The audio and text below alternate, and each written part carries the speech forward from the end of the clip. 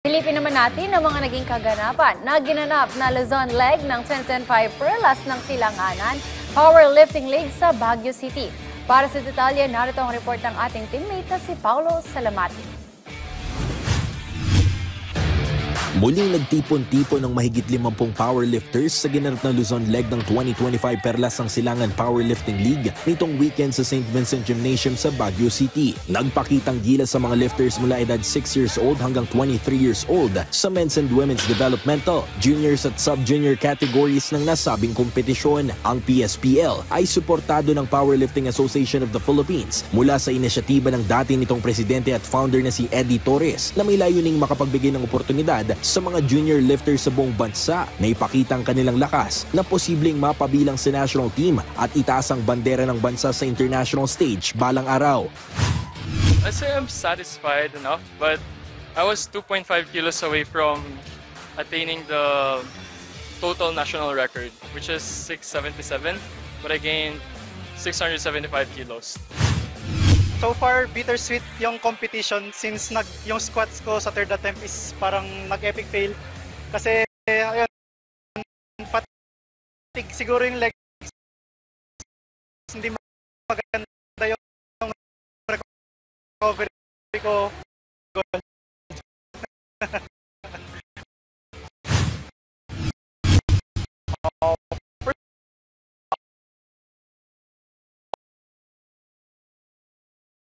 Bros, teammate, yung nagiging punching bag dun kanina. Then, my girlfriend, the most, she's very sportive. Kristen John Arapada, I wanna thank her the most kasi nung nahihirapan ako sa meet, palagi niya akong tinutulungan itaas, palagi niya akong tinutulungan na maging comfortable sa pangangatawan ko. So ayun, gusto ko pong pasalamatan lahat ng mga sumusuporta sa akin simula nung una. Siyempre yung kasama ko ngayon, yung girlfriend ko, parents ko, Marzan family, yung ate ko. Tapos yung coach ko, mga Piral, si Coach Erickson, si Coach Mark. Tsaka yung sponsors ko po, SBD Philippines, thank you so much. Tsaka sa pinagtitrainingan ko, training ground, tsaka Nasha Fitness Gym.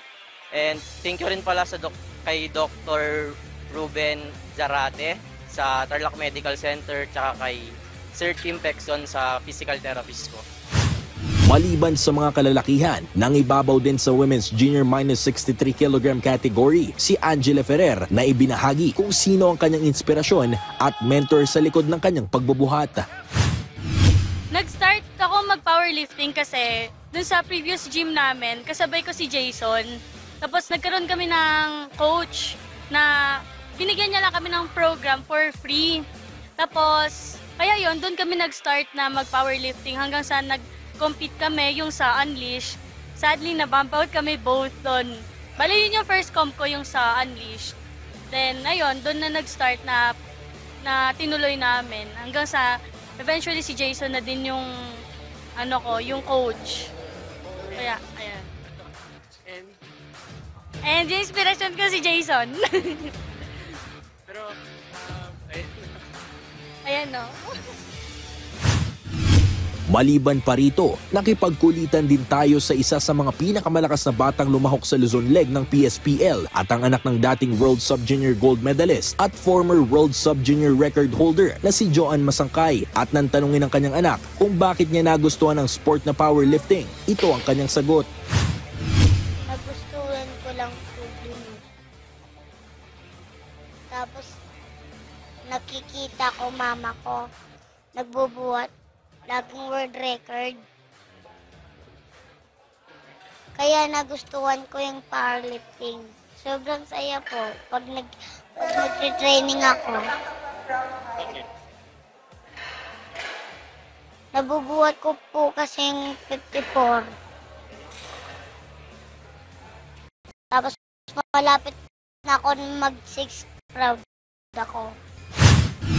Hindi niya rin tayo binigo sa kanyang sagot nang tanungin kung ano pa ang mga aabangan sa kanya sa mga susunod pa na competitions. Lastly, anong aabangan namin kay Princess sa susunod na competition niya? Anong aabangan namin sa'yo? Okay, very good. Thank you. Samantala, ikinatuwa naman ng tournament director ng Perlas ng Silangan na si Eddie Torres ang masiglang performance na naganap nitong weekend at ang bilang ng mga lifters na lumahok sa Baguio City. Decades ago, parang mostly nasa Manila, and then eventually nag-expand to the Visayas noong mga 20 years ago. Now, Mindanao is catching up. So, all three group of islands ngayon, talagang ang laki ng inangat. And I'm hoping na later on yung Philippine team na hindi man exactly balance pare-pareho. But I'm hoping that eventually mag-bear fruit ng mga grassroots competition na merong papasok from each group of islands into the Philippine team. Pagkatapos ng Luzon leg dito sa Baguio City, sunod na mga tutungo ang Perlas ng Silangan Powerlifting League sa magaganap na nationals ngayong darating na Disyembre sa Cebu. Mula rito sa Baguio City, Paulo Salamatin para sa Atletang Pilipino, para sa Bagong Pilipinas.